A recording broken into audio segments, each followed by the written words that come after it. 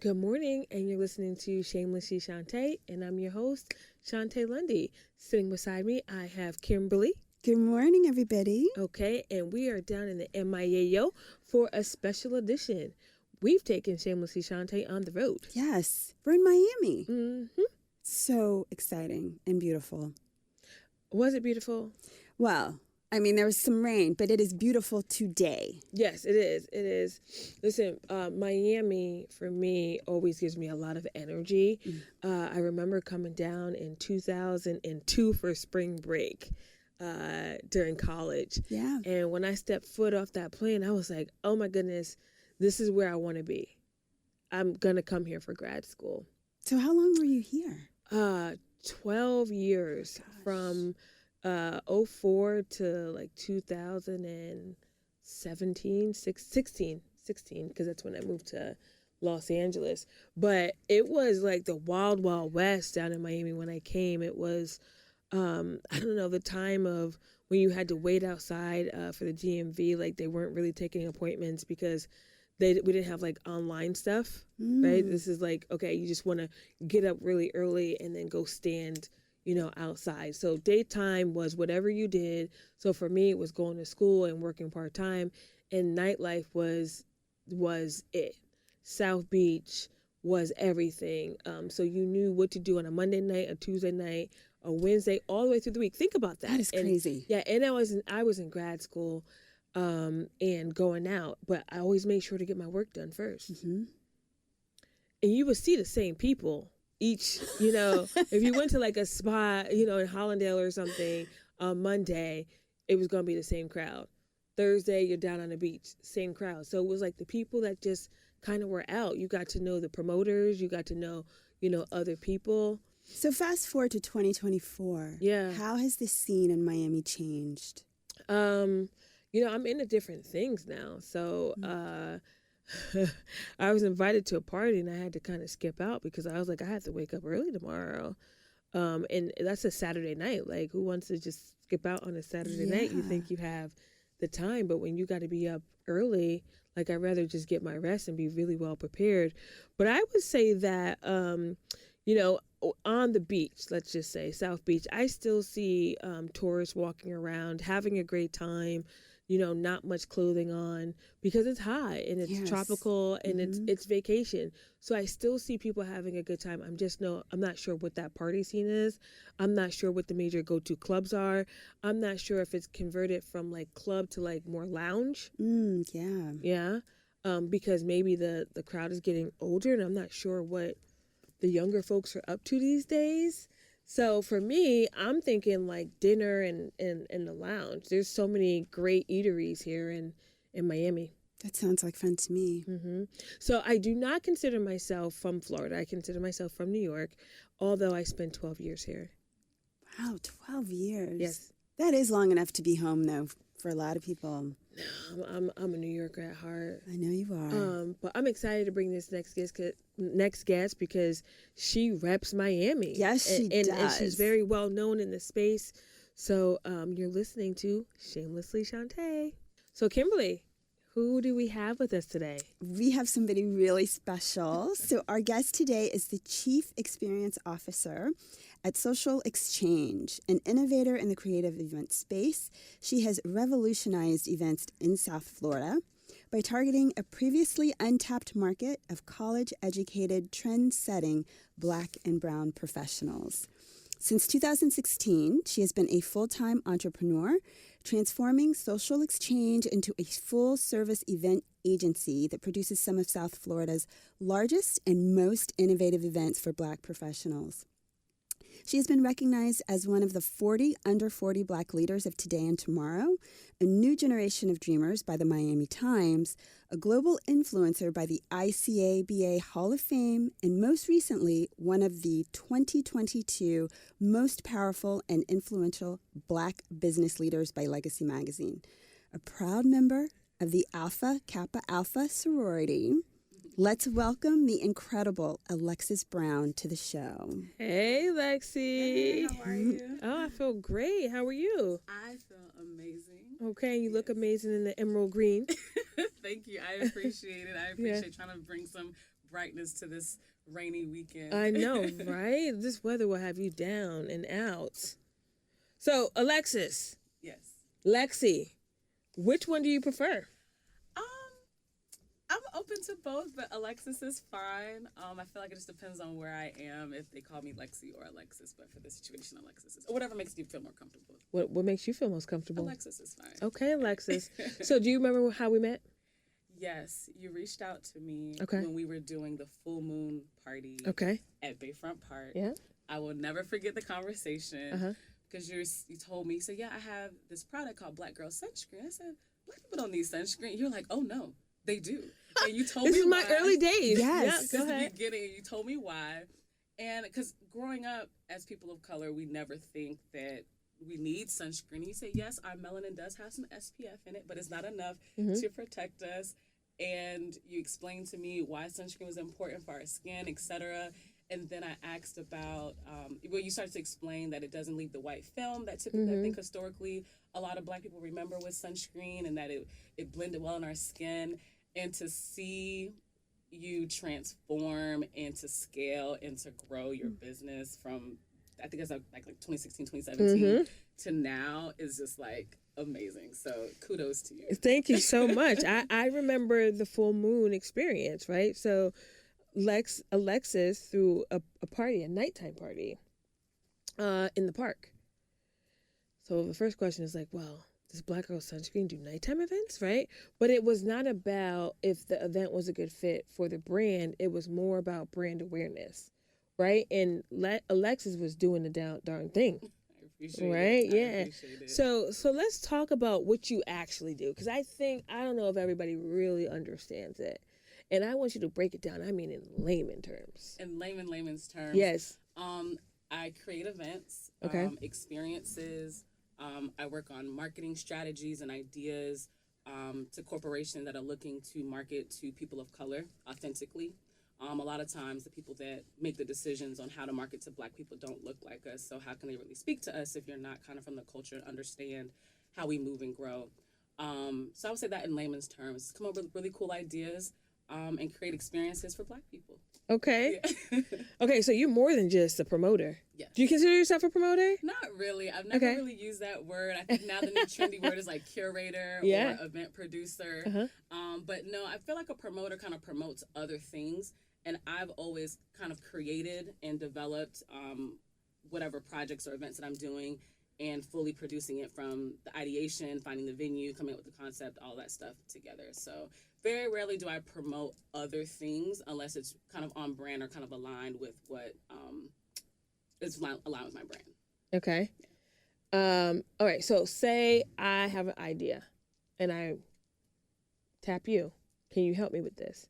You're gonna curate it. You're gonna take my idea and you're gonna bring it to life. Yes. So I'll hear your idea, hear your concept, and if it's something that I feel that I can execute well, and that is kind of aligned with my abilities and my brand, I will, for sure. If it's something that I feel like, hey, it's not the best fit, I may give you like some direction on where to go, or I may say I can do this component, but the other side, I'll give to someone else. I'm really big about not biting off more than I can chew, as well as working on things that I'm very passionate about. I'm in a very blessed space now to be able to work on things that I actually like and that make me happy and that I feel that truly makes a difference. I don't just pick up any and everything, because I do say a lot of no's, but for the things that I do decide to take on, it's for a good reason. So I love it. Well, let's talk about some of these events that you curate. So we're in Miami, Yes. right? And the weather can be very temperamental. So how do you handle it when you've got an event that gets canceled? Like, what do you do?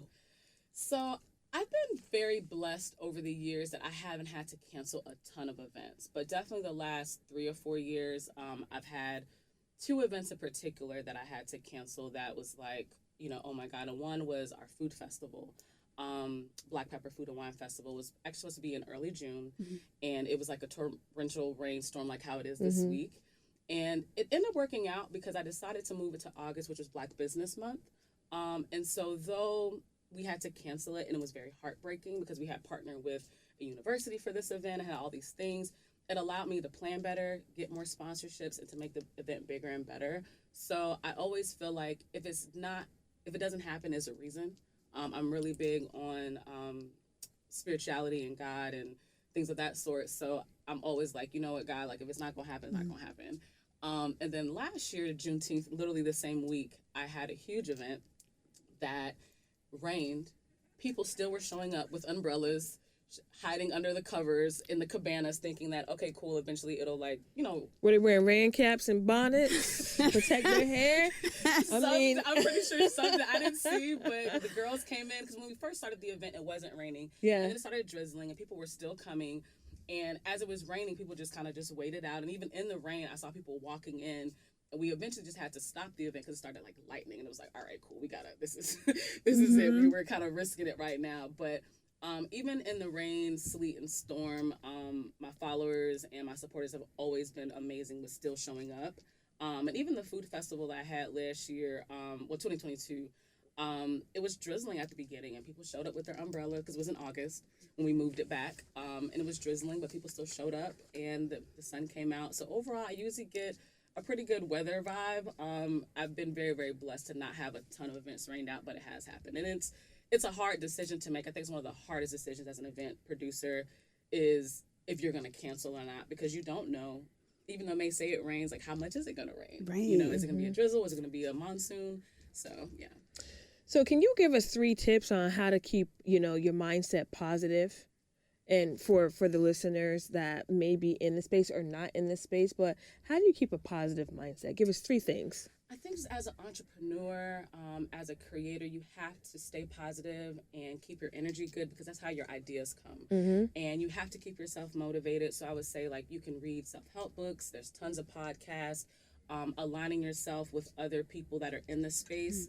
I know a lot of times we look for mentors that are like bigger than us or, have made it, but also like peer-to-peer mentorship. And that's one of the things in the last couple of years of just connecting with other entrepreneurs and other event producers that are in the space and that are in the trenches, because nobody gets it just like someone else. And so I think that's a thing for me. And then lastly, for me to be able to pay it forward to the next generation of event producers, entrepreneurs. So me being able to share my stories and share my journey allows for me to just kind of just let it off a little bit, Sure. but also letting people know that just like stick to it, and just again being very prayerful.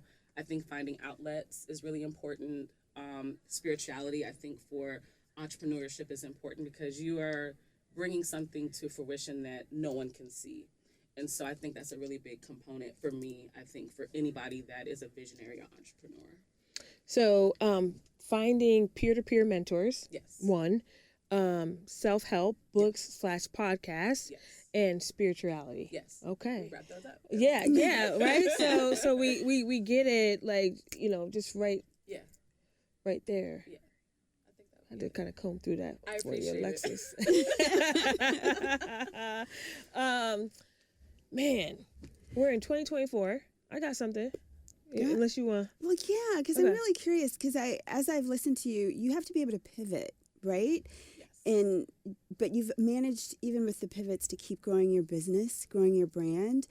I'm curious how COVID impacted you, and if that is something that maybe changed how you plan, and if there are things that you're still doing now that you did then because it just worked, and it's something that you've learned from. During COVID was a beyond scary time because I'm in the people business, right? Mm-hmm. Like in the business of bringing people together. And so during that time, I learned how to be still and to learn what season that I'm in. And that, for me, that was a still season. For some people, that was their hustle season. So that is something that I learned even to now. When things are slow, it's okay. That's your still season. That is your moment to take care of yourself, to work on things that maybe you've kind of put, to the side. Also, during that time, I decided that I wanted to put myself out there to work more with corporate brands, and to do marketing in a different way, because I have a great following, I have great skills in figuring out how to align myself. And so with the whole D&I craze during that time, and everybody wanted to, make it seem like Yeah. they, I don't want to say cared about Black people, but cared about Black people. I got a lot of opportunities to show my skills, and also to show, I think, what D&I can look like, not just about feeling good, but what the success looked like from a metrics perspective. I think is really important. So that's something else that I learned. And during that time, I didn't do a lot of events. I didn't really do the virtual events. I didn't really get into that.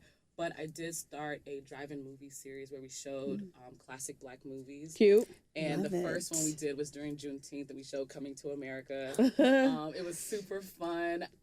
It was just like, and it allowed me to just really get back into my extra creative bag and really think outside the box of how can we keep people safe, but also keep it fun. And then also later that year, I started a fitness series called Saturday Sweat, which was a Black fitness series where we feature Black trainers.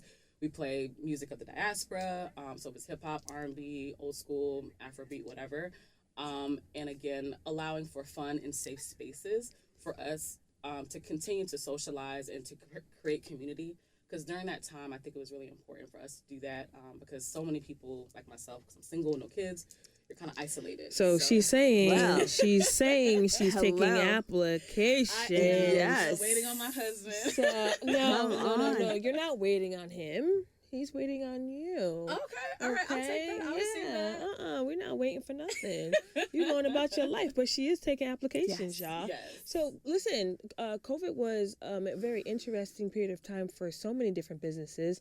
It impacted like one way or the other, meaning like you could have gone out of business or your business could have skyrocketed. So with that, I'm gonna ask you something personal. You ready? All right, let's do it. All right. How do you structure your business model, right? So for people in the service-based, industry and not product-based like Black Girl Sunscreen, how you making money, girl? 3 ways. 3 ways. 3 ways. Ticket sales. Okay. Consultant fees. Or like marketing fees. Are still my two main ways of how I make my revenue. Okay. So let's go into something else. You event plan, right? So not just during COVID. Now, what's that markup? Ooh.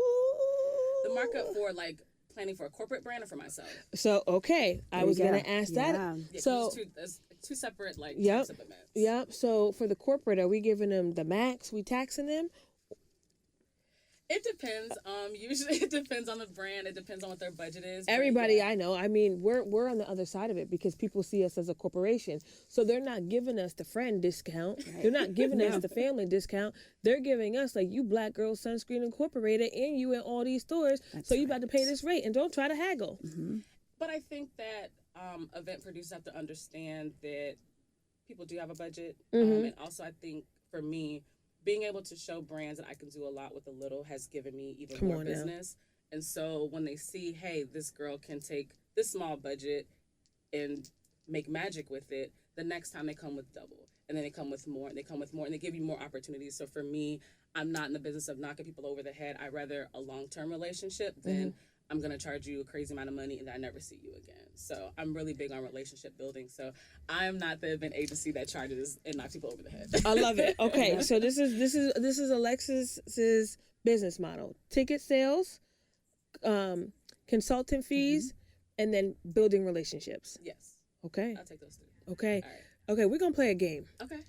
Yes. You like games? Yes, I do. This Okay. is fun. All right. A little bit of what we call this or that. Okay. All right. So, Shontay, do you want to take the first question? If I can find it. All right. I'll take the first question. Okay. Day party or night party? Day party all day. Okay. Oh, so now we really going, switching off. I had a different question though, and you know what? Before we played the game, it was about her husband waiting for her. Yes. I'm gonna just go back to it real quick. Okay. Yeah, because this is a good one. It's a good yes. one. Okay. How many DJs try to talk to you? Yes. Because I'm very, I don't want to say stringent, but I have a very strong line. Good. I've good. never dated any of my DJs. I typically don't like to play where I eat, and I've always been that way. Before I became a full-time entrepreneur, I worked at the police department, I worked at other places, so I've always kind of like drawn that line in the sand. You were a civilian in the police department? I was. I managed federal grants and special projects, so, and there's a lot of men there, nice-looking men, but I've always drawn the line in the sand there. But yeah, I try to date people that are not either directly in the space, or if they are entrepreneur in the event space, I don't work with them. Okay. Because I feel like it get a little like weird. Absolutely. Okay, we're gonna jump back into the game, but I felt like that was a little relevant. Yes. So I'm gonna go rooftop party or beach party. That's a hard one because I'm a water girl and I love nature and outside. So that's a tie for me. I don't think I can make a decision. It depends maybe the time of the year. If it's warm outside and not super, I don't know. That was a hard one. Which one? I'll do the beach because that's like relaxing. It's fun. Okay, good. Rooftop party sounds like work for me. Well, okay, so this probably answers the next one. Okay. Host or guest? I am starting to enjoy more of going out and being a guest and having a better balance, a work-life play balance. So I'm going to say guest. That's like my new season of just kind of like hanging out and being present. Yes. Yeah. I was somewhere yesterday and I was so happy to be a guest. Did anybody Okay. recognize you? Huh? No. Good. Okay. HU or HU? HIU, Hampton Institute. Oh, and there's an I in there? There's an Yeah. Do people I. know that? So originally Hampton University was Hampton Institute. Okay. And in the late 80s, they transitioned over to university, which is why there's now the battle of Hampton and Howard. Yeah. Yeah. To who is the real HU. Yeah, But, yeah. I would say my HU is 3 sides facing the water. It's a beautiful campus. Yeah. And it was one of the best decisions that I made going to Hampton for sure. Good for you. I knew you were going to choose that one anyway. Yeah. All right, you kind of answered this one already. Okay. Alexis or Lexy? I think it depends. Like in workspace, a lot of times people call me Lexy. At home, my mom and dad call me Alexis. So I would say like Lexy B is like more of like my stage name. So I use like in events and workspace, people call me Lexy. But at home, people call me Alexis. Okay. Yeah. Alexis is my middle name. Really? It That is. is so cool. I think it's kind of hood sometimes though, because like Does it, how do you spell because it? not like A and then the car, but like the same way you do, Alexis. So it's not like my mother wanted Alexis, so her middle name was Alexis too. But like you know how That is you know interesting for your because mom's middle coming name up be to Alexis, I feel like an older black woman. That's not like a normal way. her older name black is name. Jewel. So That sounds that's like a also normal, a different name too. But like names were coming out like Mercedes.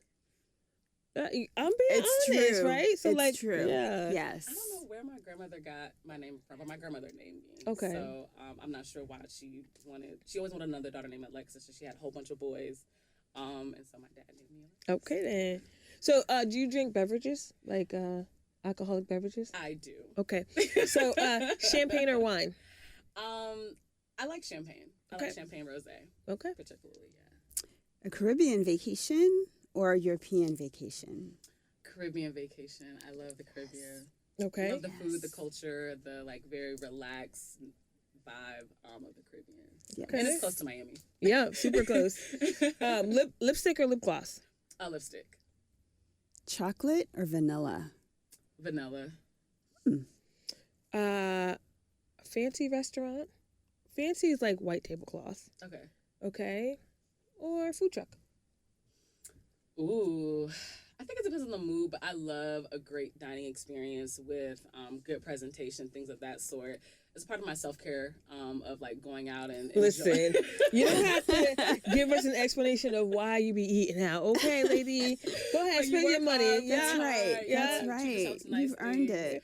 You tried to frame that up like, oh, you know what? I love a good experience. Yeah, but also just to hang out and have a good time and just That's let somebody right. wait me and serve me. Yes. Okay, pop or hip hop? I would say hip hop, old school hip hop, preferably 90s, 2000s. Well, not old school. Old school. Okay. FaceTime or texting? FaceTime. Me too. Yeah, I'm really bad at like texting. I'm not the greatest. I'm not the greatest. Okay, I think I know the answer to this. High heels or flats? Or does it depend? It depends. I'm definitely I got into sneakers the last couple of years after I was in a car accident and I fractured my hip, and so I couldn't wear heels, so I had to get into sneakers. So it just depends on the vibe. But at work, sneakers for sure. When I'm out and just kind of like fritzy, whatever, heels for sure. Yeah. Okay. Yeah. You met me on the sunscreen tip. Yes. Okay. And your sentiment was, I don't need it. has that changed over the last 100%, 8 years? 100%. And I would say you were probably the first person to tell me that I needed sunscreen. Yeah. And not only told me that I needed sunscreen, but hey, I have a product that will actually work for you. Mm-hmm. Because again, when someone tells you need sunscreen, you're thinking this white film, and it doesn't work. And to see a product that was intentionally made for people of color, and even branded even deeper than that for Black women, was something that just blew my mind, and still to this day, like, blows my mind. So shortly thereafter, started on my skincare journey, and my estheticians were starting to tell me, like, you need sunscreen. So, like, it was already kind of in my head because you were literally the first person to ever tell me. I never wore sunscreen ever. That's okay. So I'm dark skinned, I'm Black, I'm like, I don't need it. I never had a sunburn. I never thought it was important. So yes, it definitely changed my life for sure. So thank you. Oh, I love that. Thank you, Alexis. So what's next for you?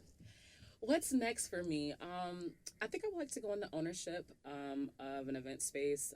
Miami has so many closures of restaurants and venues right now. And the venues that... Why is that? I think a couple of reasons. The cost of overhead and rent. I think lack of diversity programming. I think people have in their mind what they want. And unfortunately, events that market to people of color is usually not top 5 things that they want to do. Usually people will do that towards the end when they're getting ready to close.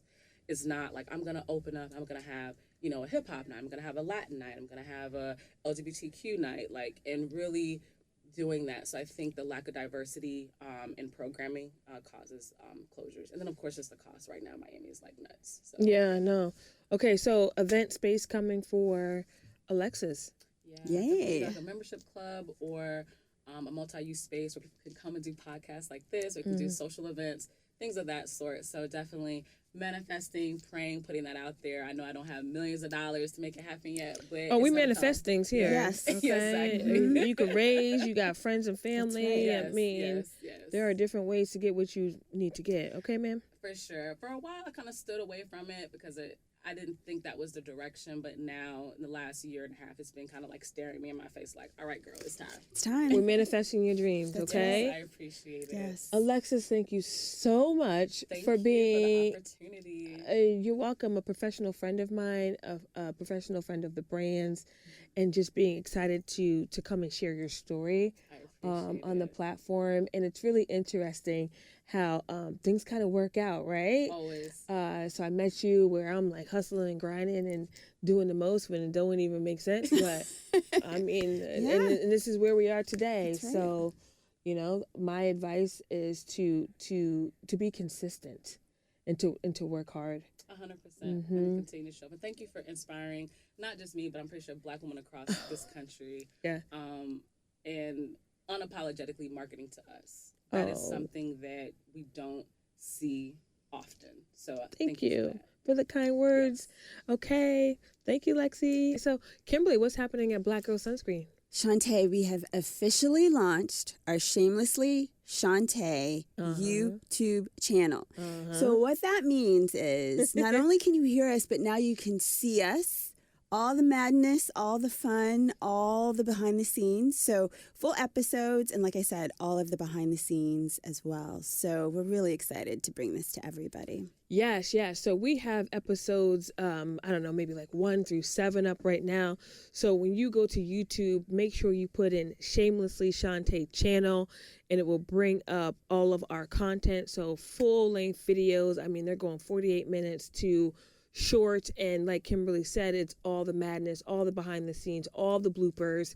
No bloopers, actually. No, there's no bloopers. They have been removed and edited out. But most importantly, if you could support by subscribing and viewing, even if it's playing in the background, it will mean everything to us, as that's how this platform is going to grow, and we're going to be able to continue to give a voice to so many people that are making an impact. Cool. So until next time, you're listening to Shamelessly Shontay. Bye. You get some black girl sunscreen. You don't gotta dodge them sunbeams. Just put on your black girl sunscreen. Ay, black don't crack a dozen. Black people get sunburned too.